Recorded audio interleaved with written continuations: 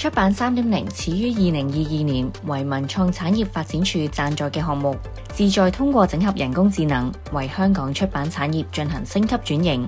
項目第二階段命名為出版3.0加，出版3.0加個加代表3個層面嘅延伸同埋深化，當中包括協作擴展、跨文化連結同埋智能升級。歡迎嚟到出版3.0加嘅網頁，喺網頁主頁面會有出版3.0加嘅項目最新資訊，以及6大精選電子書籍類別。先到智能轉換頁面，簡單介紹主要功能，跟住進入登入頁面，進入智能轉換頁面之後，你就可以喺欄位入邊輸入書籍所需資料。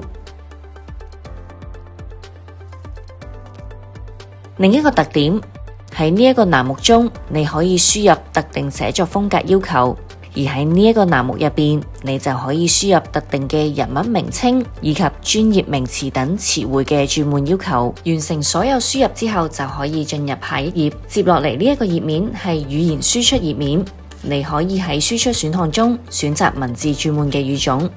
此外，喺有聲文件選項中，你可以選擇書籍嘅語音朗讀，提供男聲、女聲、兒童聲等多語種嘅聲音選項。喺最後一個欄目入邊，可以制定自定語音，然後喺呢個位置上傳。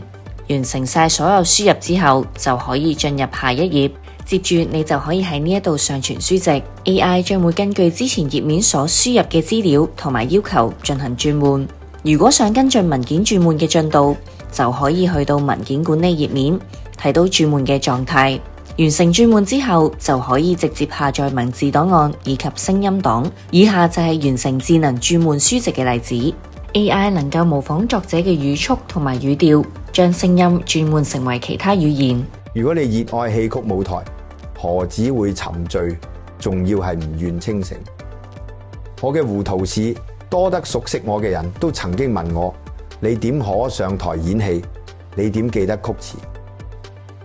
講真呢，喺舞台上呢，除咗需要我跳舞嘅戲會嚇壞啊或者笑壞啊觀眾之外呢，大家可以放千萬個心。